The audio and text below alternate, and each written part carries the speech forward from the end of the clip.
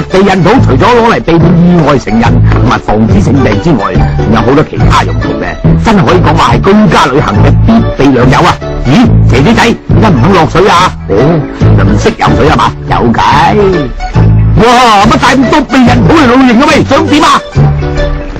哦，原來吹咗幾個避孕土，哈哈，綁喺個姐姐仔嘅手度就可以當水泡用啦噃。咁就算唔識游水，一樣可以劈波暢泳啦。游完水仲可以當花灑用喎，沖完涼又可以玩下馬騮搶波啊！哦，唔夠火要加炭啊，梗係隔住個避孕土嚟拿啦，隻手乾淨好多噶嘛。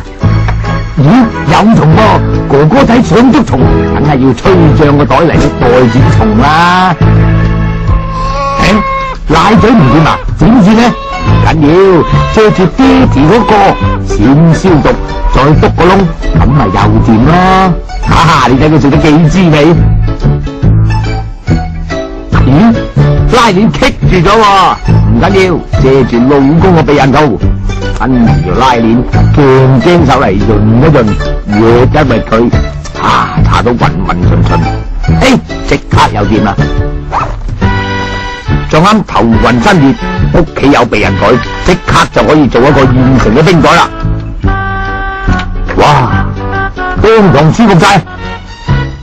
老公生日用個避孕土擠個心，零舍 sexy 啦！嗱，呢段呢我就唔解話啦，你哋估下做咩啦？